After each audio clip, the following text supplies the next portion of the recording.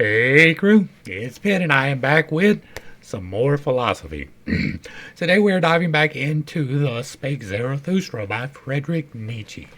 We are in the third part. I am reading aloud. We will be discussing as we go along what he is talking about. The third part, he is once again back into isolation. He has left the city and he is back into the mountains where he is comfortable, he is happy, he is out exploring and recovering his health in a good part. We're going to dive in and see what he has to say.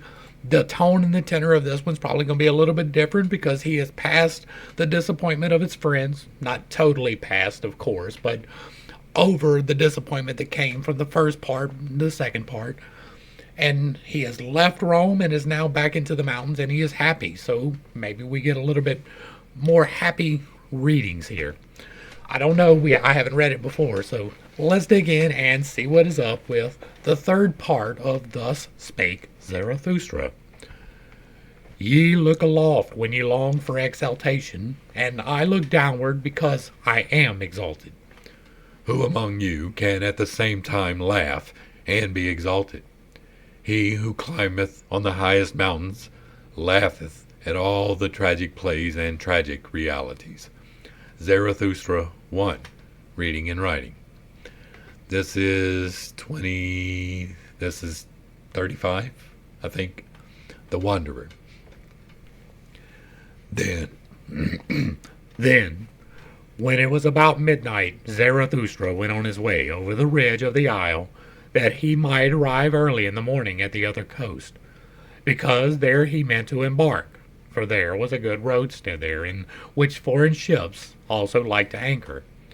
Those ships took many people with them who wished to cross over from the Happy Isles. So when Zarathustra thus ascended the mountain, he thought on the way of his many solitary wanderings from youth onwards, and how many mountains and ridges and summits he had already climbed. I am a wanderer and mountain climber, said he to his heart. I love not the plains, and it seemeth I cannot long sit still. And whatever may still overtake me as fate and experience, a wandering will be therein, and a mountain climbing. In the end one experienceth only oneself. The time is now past when accidents could befall me, and what could now fall to my lot which would not already be mine own? It returneth only, it cometh home to me at last, mine own self, and such of it as hath been long abroad and scattered among things and accidents. And one thing more do I know, I stand now before my last summit, and before that which hath been longest reserved for me. Ah, my hardest path must I ascend. I have begun my lonesomest wandering. He, however, who is of my nature doth not avoid such an hour, the hour that saith unto him, Now only dost thou go the way to thy greatness. Summit and abyss, these are now comprised together. Thou goest the way to thy greatness. Now that hath it become thy last refuge, what was hitherto thy last danger. Thou goest the way to thy greatness. It must now be thy best courage that there is no longer any path behind thee. Thou goest the way to thy greatness. Here shall no one steal after thee. Thy foot itself hath effaced the path behind thee, and over it standeth written impossibility. And if all ladders henceforth fail thee, then must thou learn to mount upon thine own head. How couldst thou mount upwards otherwise? Upon thine own head and beyond thine own heart, now must the gentlest in thee become the hardest. He who hath always much indulged himself, sickeneth at last by his much indulgence, praises on what maketh hearty. I do not praise the land where butter and honey flow. To learn to look away from oneself is necessary in order to see many things. This hardiness is needed by every mountain climber. He, however, who is obtrusive with his eyes as a discerner, how can he ever see more of anything than its foreground? But thou, O Zarathustra, wouldst view the ground of everything and its background. Thus must thou mount even up above thyself, upwards, until thou hast even thy stars under thee. Yea, to look down upon myself, and even upon my stars, that only would I call my summit that hath remained for me as my last summit. Thus spake Zarathustra to himself while ascending, comforting his heart with harsh maxims, for he was sore at heart as he had never been before. And when he had reached the top of the mountain ridge, behold, there lay the other sea spread out before him, and he stood still and was long silent. The night, however, was cold at this height, and clear and starry. I recognize my destiny, said he at last, sadly. Well am I ready. Now hath my last lonesomeness begun. Ah, this sombre, sad sea below me. Ah, this sombre, nocturnal vexation. Ah, fate and sea, to you must I now go down. Before my highest mountain do I stand, and before my longest wandering. Therefore must I first go deeper down than I ever ascended, deeper down into pain than I ever ascended, even into its darkest flood. So willeth my fate. Well, I am ready. Whence come the highest mountains? So did I once ask. Then did I learn they come out of the sea.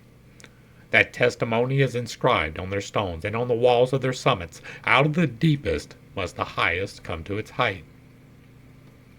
Thus spake Zarathustra on the ridge of the mountain where it was cold. When, however, he came into the vicinity of the sea, and at last stood alone amongst the cliffs, then had he become weary on his way, and eagerer than ever before.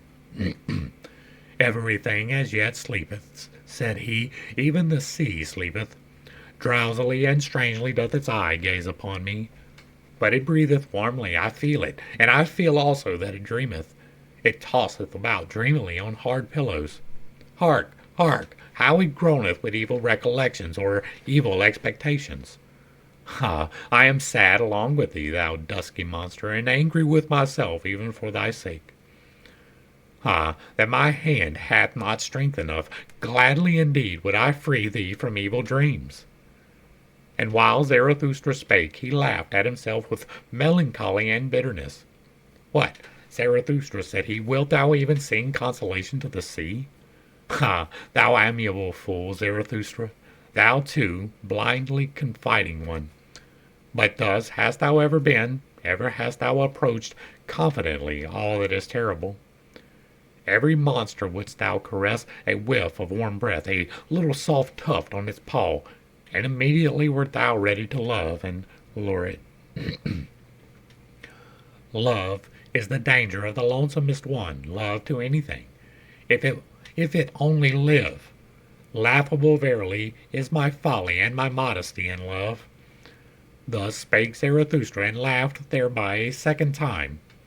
Then, however, he thought of his abandoned friends, and as if he had done them a wrong with his thoughts, he upbraided himself because of his thoughts, and forthwith it came to pass that the laughter wept, and with anger and longing went Zarathustra bitterly. And this seems to be an acceptance of fate more than anything else, right? It seems to be that he is coming to terms with the fact that he is going to be lonesome. We talked about that in the last video, about how the path of righteousness, however you define it, is going to be lonely. Most people are perfectly content with debauchery. They are perfectly content watching the filth that comes on the TV, listening to the filth that comes from the radio. They're perfectly happy with that, and if you decide you're not, they will exclude you. Well, he's coming to terms with that fact that he is taking his exile in stride up until he remembers that he is once again alone, and alone is nowhere that anybody really truly wants to be. We are social animals. Even if you want to separate yourself from the vileness that is the world, you're still going to long for people. That is a truth. 36. The Vision and the Enigma. When it got abroad among the sailors that Zarathustra was on board the ship, for a man who came from the Happy Isles had gone on board along with him, there was great curiosity and expectation. But Zarathustra kept silent for 2 days, and was cold and deaf with sadness. so that he neither answered looks nor questions. On the evening of the second day, however, he again opened his ears, though he still kept silent, for there were many curious and dangerous things to be heard on board the ship, which came from afar and was still to go further. Zarathustra, however, was fond of all those who make distant voyages, and disliked to live without danger. And behold, when listening, his own tongue was at last loosened, and the ice of his heart broke. Then did he begin to speak thus: To you, the daring venturers and adventurers, and whoever hath embarked with cunning sails upon frightful seas, to you, the enigma intoxicated, the twilight enjoyers, whose souls are allured by flutes to every treacherous gulf. For ye dislike to grope at a thread with cowardly hand, and where ye can divine, there do ye hate to calculate. To you only do I tell the enigma that I saw, the vision of the lonesomest one. Gloomily walked I in the corpse-colored twilight, gloomily and sternly, with compressed lips. Not only one sun had set for me. A path which ascended daringly among the boulders, an evil, lonesome path which neither herb nor shrub any longer cheered, a mountain path crunched under the daring of my foot. Mutely marching over the scornful clinking of pebbles, trampling the stone that let it slip, thus did my foot force its way upward. Upwards. Upwards, in spite of the spirit that drew it downwards, towards the abyss, the spirit of gravity, my devil and arch enemy. Upwards, although it sat upon me, half dwarf, half mole, paralyzing, dripping lead in mine ear, and thoughts like drops of lead into my brain. O Zarathustra, it whispered scornfully, syllable by syllable, thou stone of wisdom, thou threwest thyself high, but every thrown stone must fall. O Zarathustra, thou stone of wisdom, thou sling stone, thou star destroyer, thyself threwest thou so high, but every thrown stone must fall. Condemned of thyself, and to thine own stoning, O Zarathustra, far indeed threwest thou thy stone, but upon thyself will it recoil. Then was the dwarf silent, and it lasted long. The silence, however, oppressed me, and to be thus in pairs one is verily lonesomer than when alone. I ascended, I dreamt, I thought, but everything oppressed me. A sick one did I resemble, whom bad torture wearieth, and a worse dream reawakeneth out of his first sleep. But there is something in me which I call courage. It hath hitherto slain for me every dejection. This courage at last bade me to stand still and say, Dwarf, thou or I?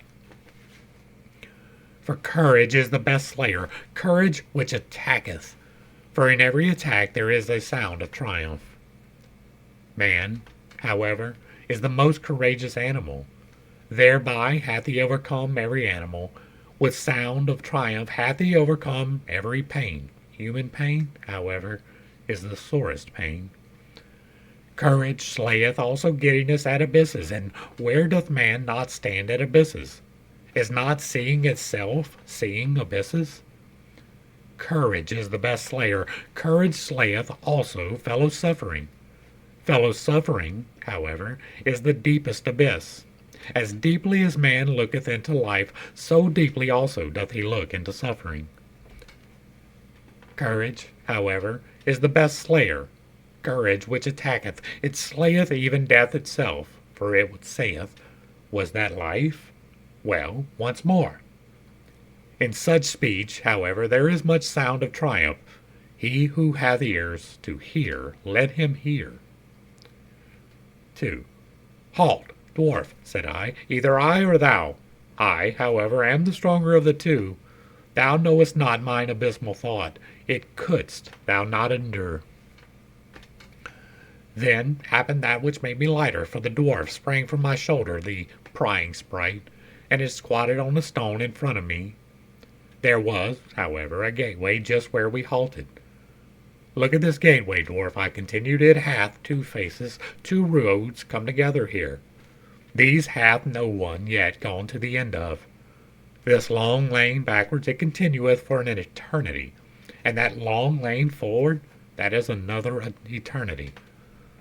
They are antithetical to one another, these roads, and they directly abut on one another. And it is here at this gateway that they come together.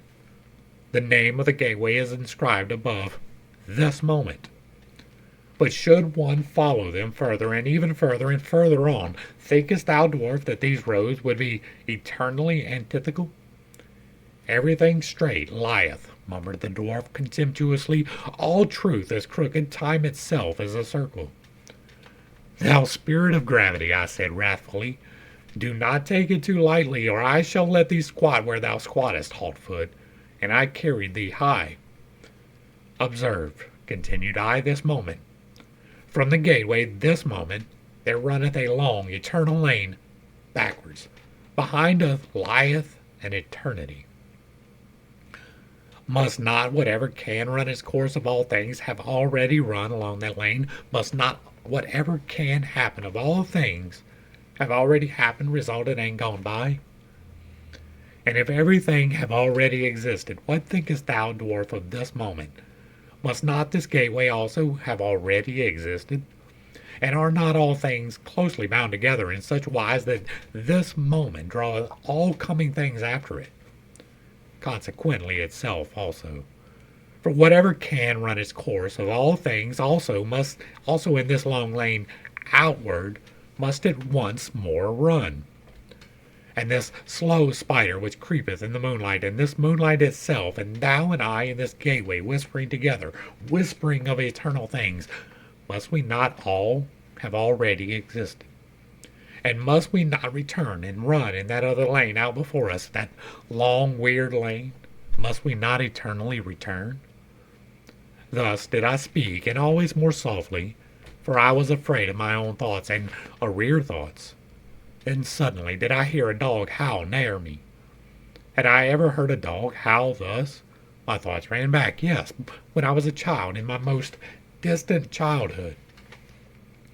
Then did I hear a dog howl thus, and saw it also, with hair bristling its head upwards, trembling in the stillest moonlight, when even dogs believe in ghosts. So that it excited my commiseration, for just then went the full moon, silent as death, over the house. Just then did it stand still, a glowing globe, at rest on the flat roof, as if on someone's property. Thereby had the dog been terrified, for dogs believe in thieves and ghosts. And when I again heard such howling, then did it excite my commiseration once more. Where was now the dwarf, and the gateway, and the spider, and all the whispering? Had I dreamt? Had I awakened? Twixt rugged rocks did I suddenly stand alone, dreary, in the dreariest moonlight. But there lay a man, and there the dog, leaping, bristling, whining. Now did it see my coming. Then did it howl again. Then did it cry. Had I ever heard a dog cry so for help? And verily, what I saw, the like had I never seen. A young shepherd did I see, writhing, choking, quivering, with distorted countenance, with a heavy black serpent hanging out of his mouth. Had I ever seen so much loathing and pale horror on one countenance? Had he perhaps gone to sleep? Then had the serpent crawled into his throat? There had it bitten itself fast. My hand pulled at the serpent and pulled in vain. I failed to pull the serpent out of his throat. Then there cried out of me, "Bite! Bite! Its head off! Bite!" So cried it out of me, my horror, my hatred, my loathing, my pity, all my good and my bad cried with one voice out of me.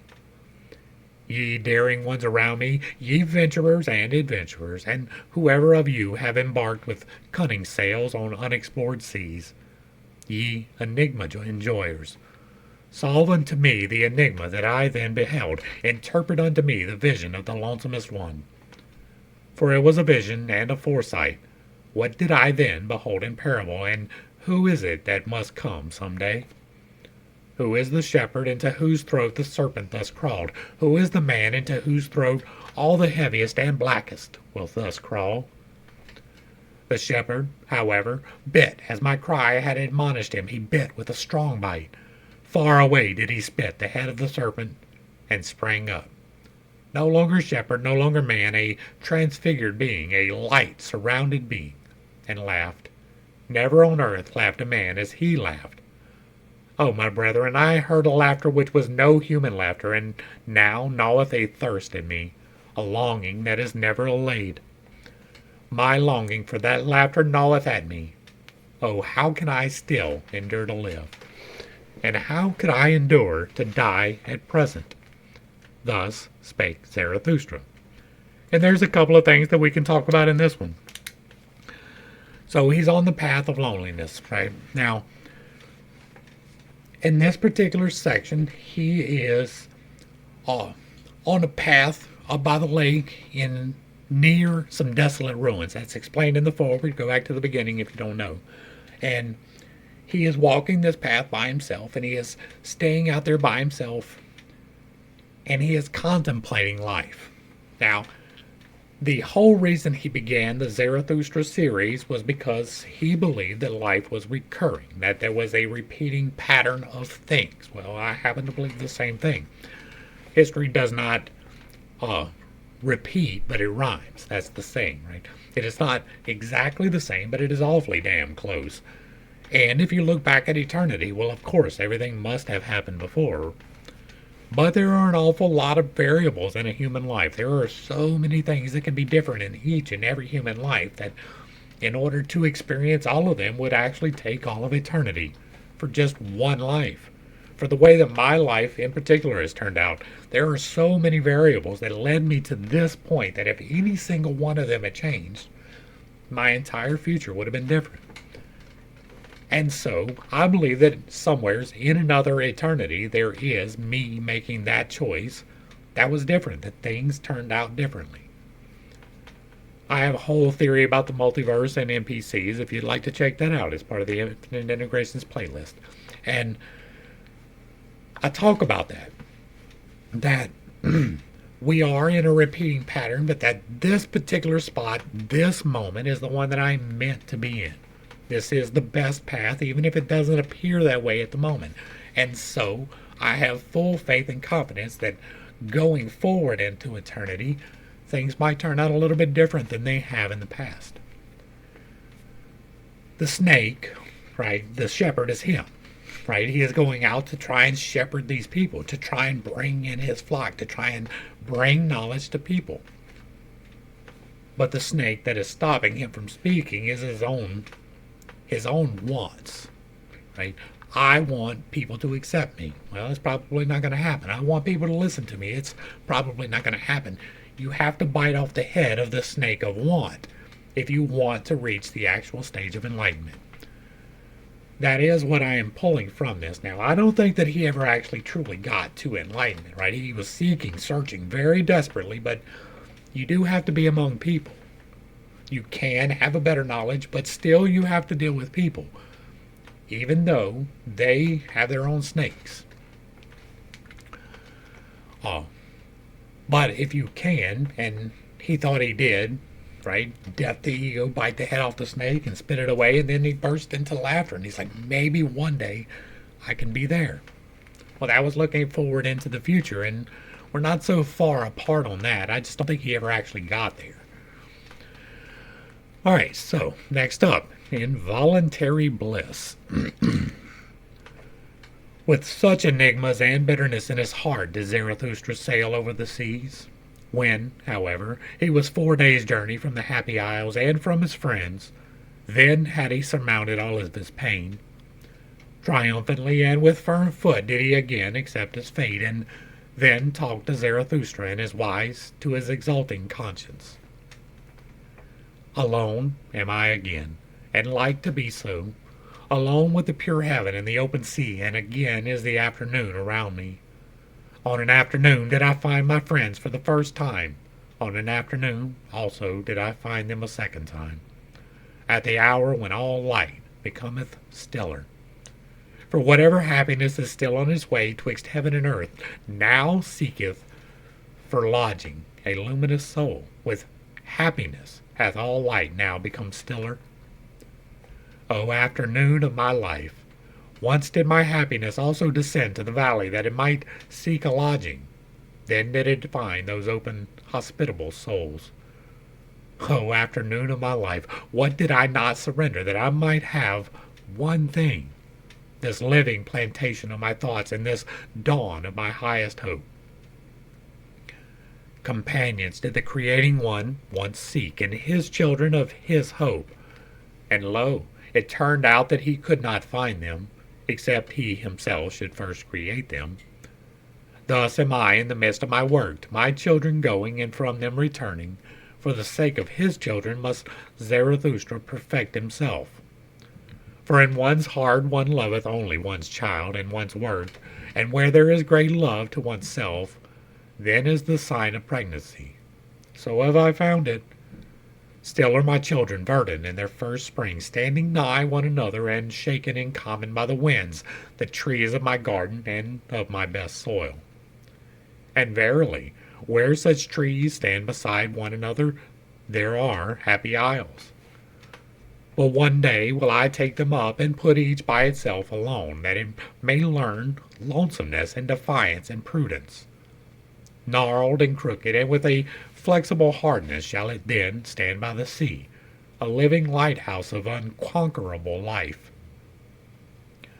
Yonder, where the storms rush down into the sea, and the snout of the mountain drinketh water, shall each on a time have his day and night watches for his testing and recognition. Recognized and tested shall each be, and to see if he be of my type and lineage, if he be master of a long will, silent even when he speaketh, and giving in such wise that he taketh in giving, so that he may one day become my companion, a fellow creator and fellow enjoyer with Zarathustra. Such a one as writeth my will on my tables for the fuller perfection of all things. And for his sake and for those like him must I perfect myself. Therefore do I now avoid my happiness and present myself to every misfortune for my final testing and recognition. And verily it were time that I went away, and the wanderer's shadow and the longest tedium and the stillest hour have all said unto me, it is the highest time. The word blew to me through the keyhole and said, come. The door sprang suddenly open unto me and said, go. But I lay enchained to my love for my children. Desire spread the snare for me, the desire for love, that I should become the prey of my children and lose myself in them. Desiring, that is now for me to have lost myself. I possess you, my children. In this possessing shall everything be assurance and nothing desire. But brooding lay the sun of my love upon me, in his own juice stewed there Zarathustra. Then did shadows and doubts fly past me. For frost and winter I now longed. Oh, that frost and winter would again make me crack and crunch, sighed I. Then arose icy mist out of me. My past burst its tomb. Many pains, buried alive, woke up. Fully slept had they merely concealed in corpse clothes. So called everything unto me in signs, it is time, but I heard not, until at last mine abyss moved, and my thought bid me. Abysmal thought, which art my thought, when shall I find strength to hear thee burrowing, and no longer tremble? To my very throat throbbeth my heart when I hear thee burrowing. Thy muteness even is like to strangle me, thou abysmal mute one. As yet I never ventured to call thee up. It hath been enough that I have carried thee about with me. As yet have I not been strong enough for my final lion wantonness and playfulness. Sufficiently formidable unto me hath thy weight ever been, but one day shall I yet find the strength and the lion's voice which will call thee up. When I have surmounted myself therein, then will I surmount myself also in that which is greater, and a victory shall be the seal of my perfection. Meanwhile do I sail along on uncertain seas, Chance flattered me, smooth-tongued chance. Forward and backward do I gaze. Still see I no end. As yet, hath the hour of my final struggle not come to me? Or doth it come to me, perhaps, just now? Verily, with insidious beauty do sea and life gaze upon me round about. O afternoon of my life, O happiness before eventide, O haven upon high seas, O peace and O uncertainty, how I distrust all of you. Verily, distrustful am I of your insidious beauty, like the lover am I, who distrusteth too sleek smiling. As he pusheth the best beloved before him, tender even in severity, the jealous one, so do I push this blissful hour before me. Away with thee, thou blissful hour, with thee hath there come to me an involuntary bliss. Ready for my severest pain do I here stand, at the wrong time hast thou come. Away with thee, thou blissful hour, rather harbor there with my children, hasten and bless them before eventide with my happiness. There already approacheth eventide, the sun sinketh, away my happiness. Thus spake Zarathustra, and he waited for his misfortune the whole night, but he waited in vain. The night remained clear and calm, and happiness itself came nigher and nigher unto him. Towards morning, however, Zarathustra laughed to his heart and said mockingly, Happiness runneth after me. That is because I do not run after women. Happiness, however, is a woman. And so ends this section, and again, he is dealing with the doldrums. He is again, like he has to be an E. If you don't know what I mean by that, it's MBTI, but it's an extrovert, right? He is tribe-centered. He wants to raise up his children. He didn't have no kids. There's a really good chance he wanted to brush his teeth with a penis. And so he didn't have kids. He had people who he thought of as his children, who he was trying to raise up, trying to divulge some knowledge that he didn't really even have. He was continuously in the doldrums, right? That was his place where he wanted to be, because he was constantly going back and picking up that baggage. Even when it was taken from him, he was still longing for it. And so this was him through a dark night of the soul, of the longing for companionship. He wants the children, but they're not there. There's just nobody there that's actually listening to him. It is much too easy to live a hedonistic life. And so he was alone. And such it is. Before sunrise. O heaven above me, thou pure, thou deep heaven, thou abyss of light, gazing on thee, I tremble with divine desires. Up to thy height I toss myself, that is my depth. In thy purity to hide myself, that is mine innocence. The God veileth his beauty, thus hideth thou thy stars. Thou speakest not, thou proclaimest thou wisdom unto me. Mute, over the raging sea hast thou risen for me today. Thy love and thy modesty make a revelation unto my raging soul. In that thou camest unto me, beautiful, veiled in thy beauty, in that thou spokest unto me mutely, oblivious in thy wisdom. Oh, how could I fail to divine all the modesty of thy soul? Before the sun didst thou come unto me, the lonesomest one. We have been friends from the beginning. To us are grief, gruesomeness, and ground common. Even the sun is common to us. We do not speak to each other because we know too much. We keep silent to each other. We smile our knowledge to each other. Art thou not the light of my fire? Hast thou not the sister soul of mine insight? Together did we learn everything. Together did we learn to ascend beyond ourselves to ourselves, and to smile uncloudedly. Uncloudedly to smile down out of luminous eyes and out of miles of distance, when under us constraint and purpose and guilt steam like rain. And wandered I alone, For what did my soul hunger by night in labyrinthine paths? And I climbed up mountains.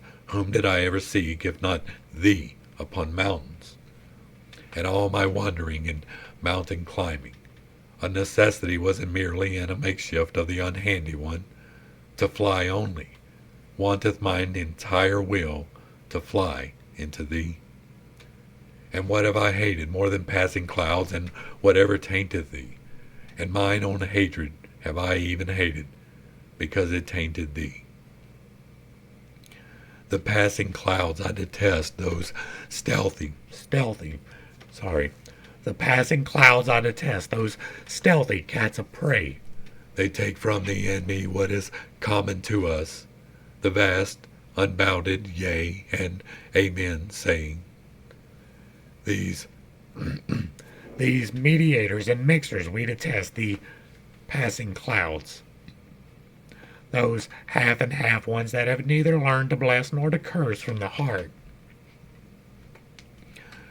Rather will I sit in a tub under a closed heaven, rather will I sit in the abyss without heaven, than see thee, thou luminous heaven, tainted with passing clouds.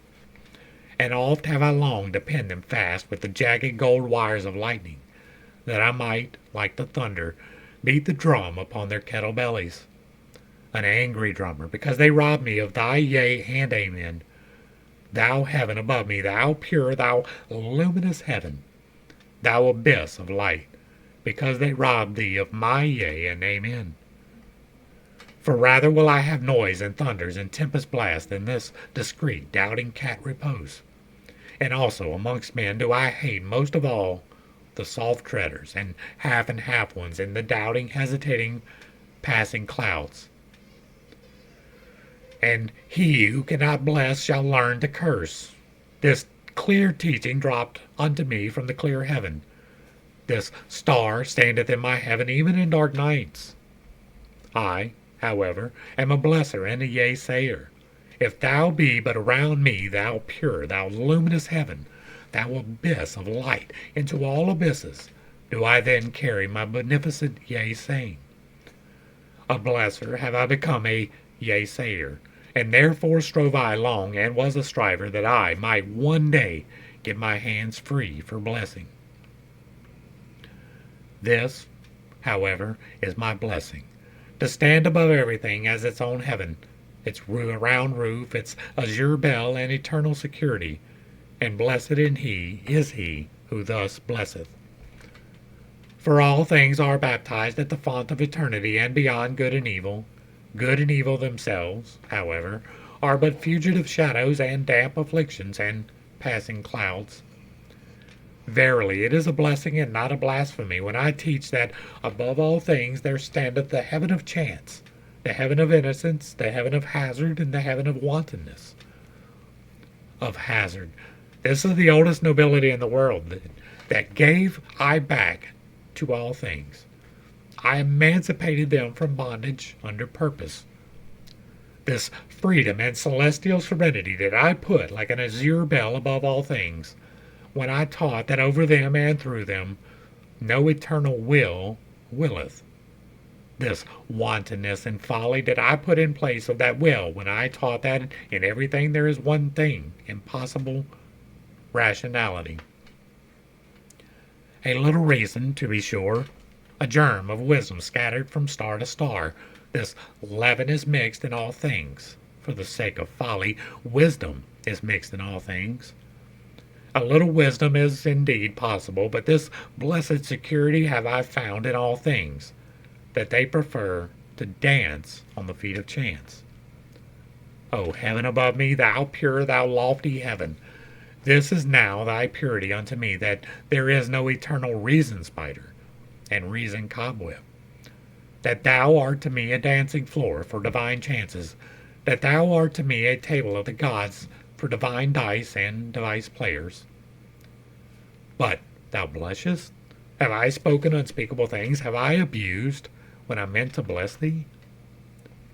Or is it the shame of being two of us that maketh thee blush?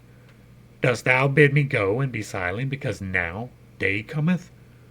The world is deep, and deeper than ever the day could read. Not everything may be uttered in presence of day, but day cometh, so let us part. O heaven above me, thou modest one, thou glowing one, O thou, my happiness, before sunrise, the day cometh, so let us part. And here we get a little bit of an understanding of what he considered God. Now, it has been made abundantly clear that he did not align with Christianity, even in part. He didn't really align with Judaism, even in part, but he aligns with me mostly. I believe in God, absolutely. I do not believe in any of the intermediaries. I believe that every single one of the control systems is fundamentally flawed, all of them. Anytime that you are attempting to define, it is hard. The divine is beyond definition. But I believe that God is. I believe that God is all things. He is me, He is you, He is the space between me and you, and He is the space between the space between me and you. He is everything you can touch, and He is everything that you cannot touch. He is all things at one time, and He is the path and the distraction at the same time. He is both the light and the dark. He is the high and the low. He is the better and the worse. We are here, in my estimation, for the experience of this life. We have free will, in my estimation, to make the choices of this life so that we can have plenty of experiences, and some of them are good and some of them are bad. But if you're not free to have this conversation, then it is really easy to get discouraged because everybody else is caught up in a control system. In my estimation, all of the control systems are kept to keep you from actually attaining that which you are meant to attain. I am here in large part, and by here I mean this channel, not just this video or not just this series, but all of them. I am trying in large part to destroy those control systems, to bring you into direct communion. That is the same thing he was doing here, in my estimation, and it didn't work for him. He did not quite, in my estimation, achieve what he was searching for. He got close. He got really close. This is a close, right? He is seeing the day coming when the systems fall. That's part of what's in here. He is seeing coming the day when people are able to freely find God their way. And that is part of what I'm seeing here too. I still hold that he probably was a little bit gay, right? I believe that people are born that way. I do. And it was definitely not okay then to be that way at all. Don't let anybody deceive you. Gay people did exist, but they were normally killed. They were considered deviations and evil, and it was normally something that happened, and a lot of that has to do with the control systems. And that's where we're going to go ahead and wrap this one up. I could probably do another one, but we'll hold off and see what happens on the next one. This seems like a good stopping spot. I don't know why, I haven't read ahead, but it seems like a good spot to stop. It does seem like he was searching so much for the peace that actually comes from a true knowledge of God. Not through the control systems, although you can find peace in a control system. That is a possibility. That's why we have them. But there is always somebody like me. There's always somebody like him. It was like, no, that don't even make sense. No, you're directly contradicting yourself. And so, we are constantly on the search. We are constantly seeking, and hopefully some of us are finding. Hopefully I brought a little bit of enlightenment and not too much confusion to a series of somewhat difficult topics. This was all the same theme. It was melancholy. Like the whole way through this, he was sad and trying desperately to not be. He was sad he lost his friends. He was sad nobody understands him. He was sad he was on the path alone. But he was trying not to be. He was trying to overcome it. And I don't know that he does. But he was sure trying. You should try too. If you like what I'm doing over here, hit me with all the good things. Give me a like, share, and a sub. Throw me a comment if you agree or disagree. If it remains respectful, it gets to remain up. And if you really like what I'm doing, hit me with that super thanks, because I am not a communist. To the crew, thanks for hanging out. I appreciate every single minute that you are here with me, and I am praying for you every single day. Until next time, I love you. God loves you. You are perfect, whole, and complete just the way that you are. And this has been Pit Steak. Peace.